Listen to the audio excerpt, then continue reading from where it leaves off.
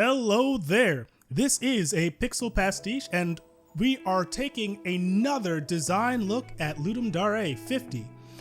It's Ludum Dare 50. Theme is Delay the Inevitable, and all I'm doing right now is coming down, clicking on games, and I'm seeing what the smart recommendation brings up.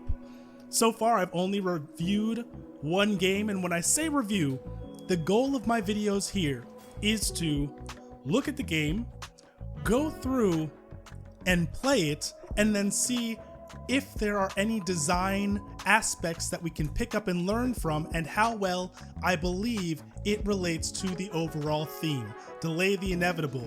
I am not going to be giving something like a score or a rating. First, I have to be part of Ludum Dare to actually do that, so on the next one in September, if I'm able to submit, I'll probably do it. But for right now, it's mostly my thoughts, and hopefully for you, it's seeing how we can look at something within a certain design framework and pick out what's good, what's okay, and what we would like to change. So by the end, I always throw in, if possible, what I would change about it. This is my opinion. I am not trying to say my idea is demonstrably better, because it hasn't been demonstrated, but it is something different. All right, with that out of the way, Color Entropy. Okay, so let's take a look at this. A simple arcade game about surrendering to entropy. Select any two tiles to mix them. Each pixel will give you a point when crossing to the other side, and remove it if it ever crosses back. Timer can be refilled by winning points. How long will you survive? All right.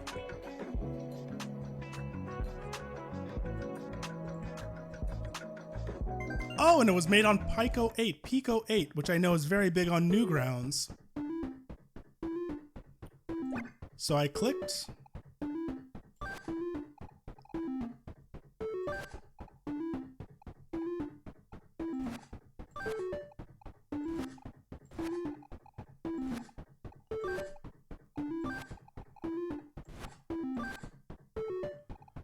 Okay. Sorry. I wanted to line up properly.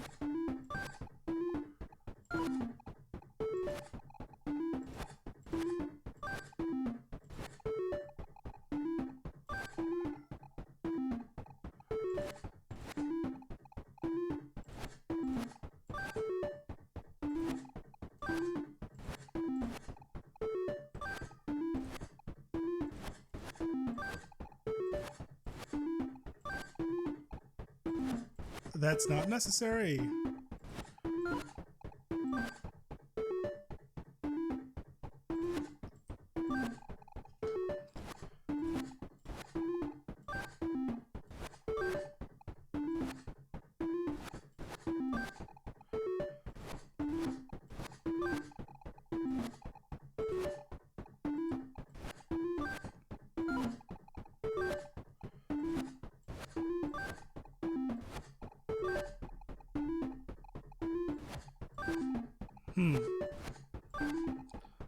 Okay.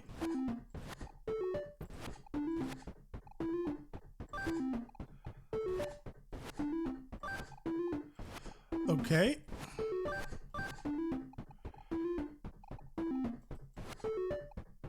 Okay.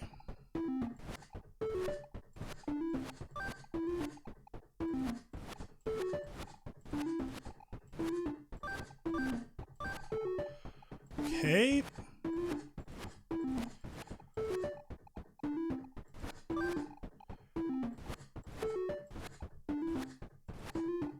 There we are.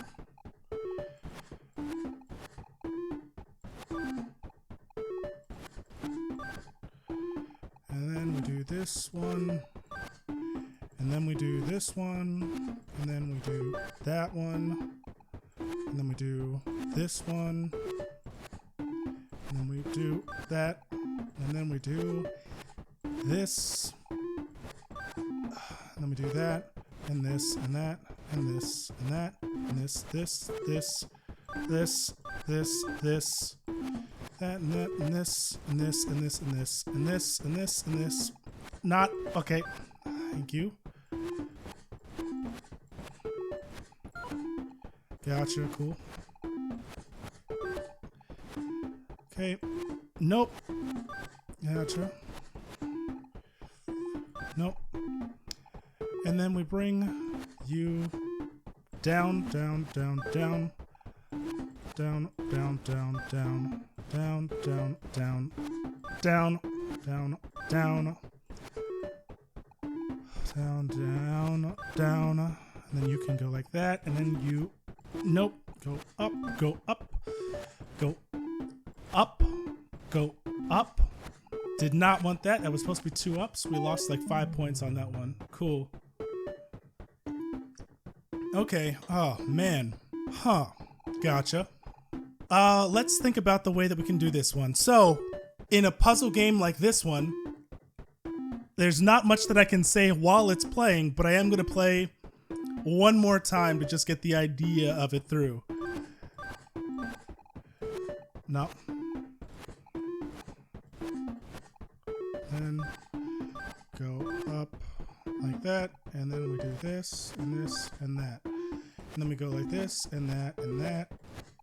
And then we do that, that, and then we do, I wanted that last one to be vertical. And then we can wait for a little bit. Although, I guess we don't really get more points. Whoop. Sorry. Give me that one because it's faster. This, that, up. And then we switch this to, and then we take you up. Switch that one more time, and then this one comes up. Then we switch you, switch you, switch you, switch you, switch you, and then that goes up. My bad. I counted that wrong. You can come up because I messed something up here. Wrong click. Up. Ah. Okay. Whoop. Oh, okay. I get it. I get it. I get it. I get it. Although, see, when I was just doing it off the seat of my pants, it was much easier. Gotcha. We do that and that. And then we do this and this. Do these two, and then you up them, up them. Then you do this and this, and that up there. And you do this and this. Nope. And that goes up. Then you switch and up. And then you switch and switch and up. And then you switch, switch, switch, switch, switch. Up. Nope. Bothersome. Up. Oh. Gotcha. And then we... that was wrong. This, and now you up and up. And you switch here, and then you up, and then you up. Okay? And then we switch, and then big one. Because we need more space. Then we down, you up. You up. Stop. Up. May as well take that one up now because we can. Nope. Thank you. What? Ah, okay. Oh. I feel like my counting is off. We do you and you. We do you and you. Let's try going out this time. You switch up. You switch up. You switch up. You switch up. That comes down and over. That comes down. You switch up. Switch up.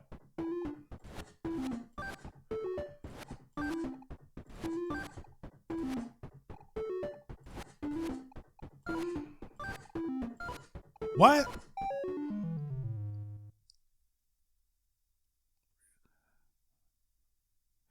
Okay, now I'm a little bit confused. Let's try this one again.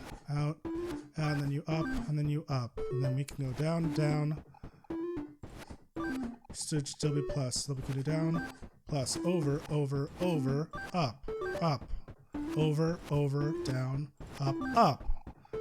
Up, up. Over, over, over, up.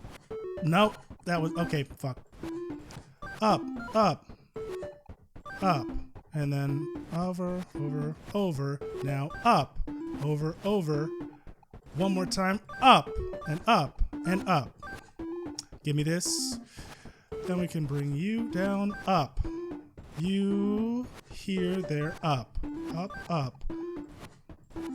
Up. Up. Then we over, time. But you should be up and up and up and up. Gotcha. Then we can do this, and this, and that, and that, and then up. Nope. I had it wrong. Okay. Fuck. My mix is off. Up. Up. No. Up. Up.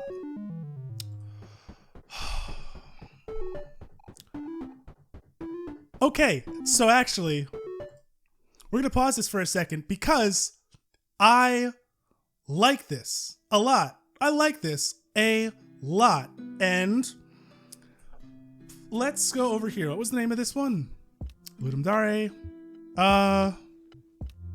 Not sure why you would want to mix horizontally. We'll get to that. What was the name of this game? What was the name of this game? What was the name of this game? Arcade, Pico 8, Ludum Dare. Action. Okay.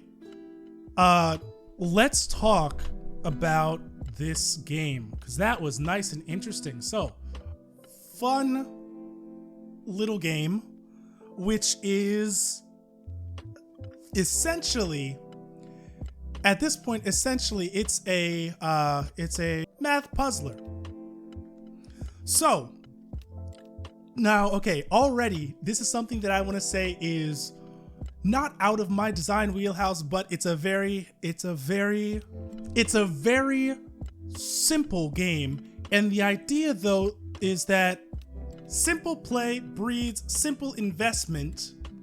So, simple play breeds simple investment, but yields complex reactions. And I really want to go off of that one because reactions here, not only for the gameplay, but also for the player and also for the meta play.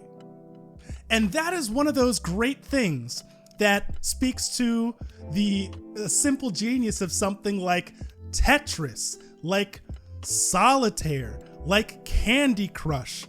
What this means is that starting out, the play is easy to look at. If we examine the initial board, it's very simple. It's easy to understand. Click the boxes switch, and then the colors start moving. Do I need to really know more than that? Technically, no. That is enough right there for me to be able to play the game to some sort of end. And it is easy to replay. I click the button twice and I'm playing again. And the game ends and I click the button twice and I'm playing again. And I click the button twice and I'm playing again. It is so easy to replay. Now, all of these things together make me as the player feel like the game is easy. But because of that replay, mostly, this is one of those not insidious things, depending on how you use it, but this replay is the most important part because as you're able to see a giant number of plays and have everything be so easy to look at and easy to understand, you'll start to, by play number, 14, 20, inevitably with this huge size of sampling, you will be able to notice differences, patterns, ways you like to play. This happens all over the place, and it's one of the best things about iterative design and iterative anything, really. If you do something over and over and over again, initially, you're never really going to do it the exact same way, but over time, humans just naturally build up ways for us to understand and to replicate what we are doing. If someone asks you to draw a circle and you go like this, and they say, okay, do 5 more, you're just gonna go 3, 5. Every single one of them was started the same way, left to right, left to right, left to right. It's not like when they said draw 5 circles, I went, okay, I want to do one like this, then maybe I want to do one like that, and then maybe I want to do one where I like go like this, and maybe I want to do one where I start like all the way over on this side. Unless you really think about it, playing something over and over again, doing something over and over again is going to have the way you like to play it build out. And once you find all those ways that you like to play, something interesting happens. You can build your play style. This, when it comes to puzzle games, is one of the most important things. Take Wordle, for instance. People with Wordle, which is in itself a puzzle game, find different words that they like to type out for the first 3 guesses, because the letters that are in there, the positioning of the letters, all of that stuff is something that they've found works overall over time. It's a play style. And puzzle games, interestingly enough, have the strongest, in my opinion, correlation with quickly finding a play style, because the mode of control is so simple. See, we're tying it all the way back around. When something is simple, players tend to believe that means easy. Now, where this game, I believe, shines really, really well is the math side of it. Now, this is where I can tell you, I am not good at math. I'm very bad at math. But I am somewhat good at recognizing when math has a lot to do with whatever's going on. In this game, holy hell, does math have a lot to do with what's going on? Let's look at these words. Select any 2 tiles to mix them. Each pixel will give you a point when crossing to the other side, and will remove it if it ever crosses back. So, the idea here is that mathematically, every square is filled with some number pixels. And depending on when they are mixed, there is some function that defines the resultant big M, the score you get from the mixture of pixels as compared. This big M, though, once they are mixed, comes with it a identifier. For every pixel that crosses over, its equal and opposite cost will then be subtracted should it recross over. Thus, there is a finite number, a maximum number of M sub something, N, that can be reached. That's the part of that where the complexity that I was referring to out here, complex reactions are being made. But the investment to try to get these reactions and find the reactions, the investment that needs to be made on the part of the player is so minimal that everything in this puzzle will out. Like that's so well done. Oh my God, that is so well done.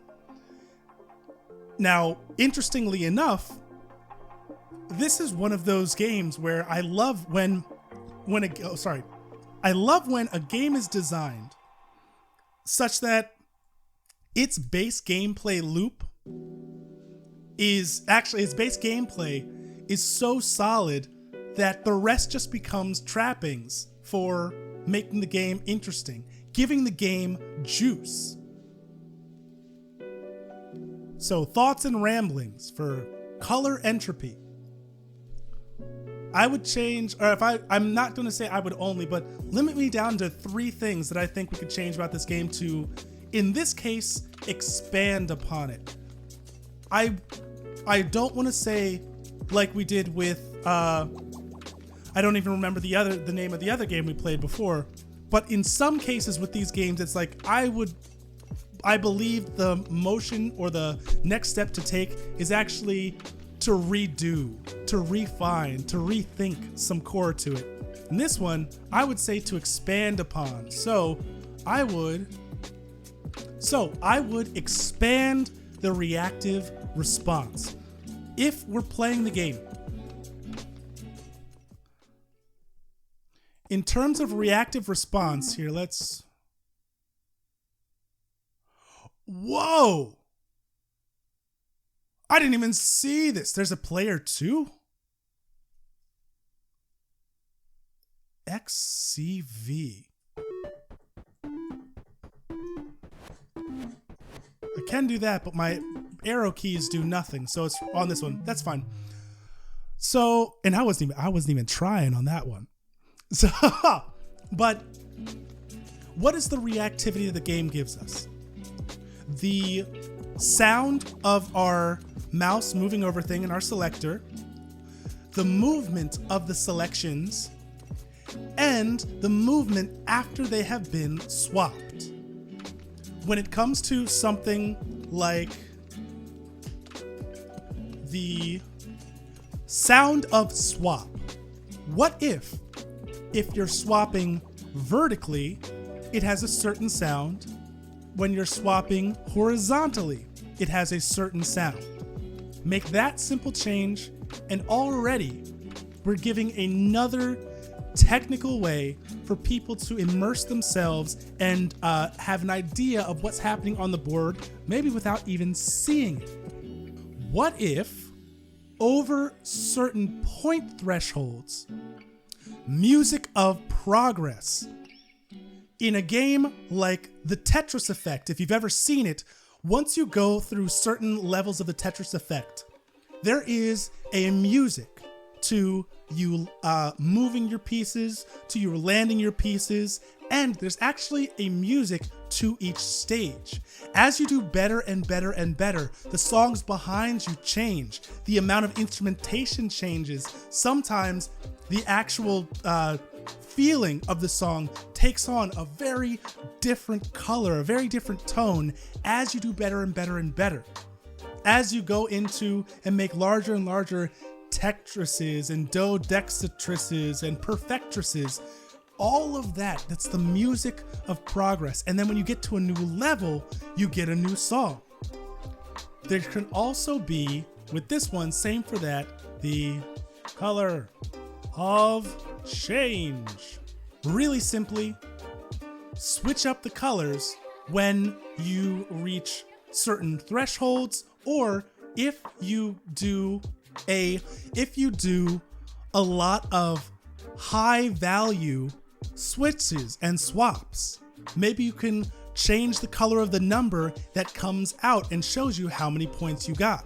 The game can have a lot of reactive response, a lot of juice to it. That means even though you don't know what your overall score is until the very end, you have all these minor bits of feedback that are telling you, hey, did you ever see this color combination before? No? Then guess what? You're doing better than you ever have. You're swapping more vertically than horizontally. Guess what? You can hear exactly what you're doing and maybe subconsciously put together a different type of strategy. You ever heard the song change like that? What have you done? Isn't that exciting? The reactive response for a puzzle game like this is massive, absolutely massive. A second thing that I would expand upon, landmark the experience. Once the game has ended, the title should always come back and be seen with the number you got. So it's more for making the aggregate emotions stick. If we say that the average play for somebody in this game is around 1 minute and 30 seconds, and they get really hooked because they play it for 5 minutes, then it's like they played it 3 to 4 times.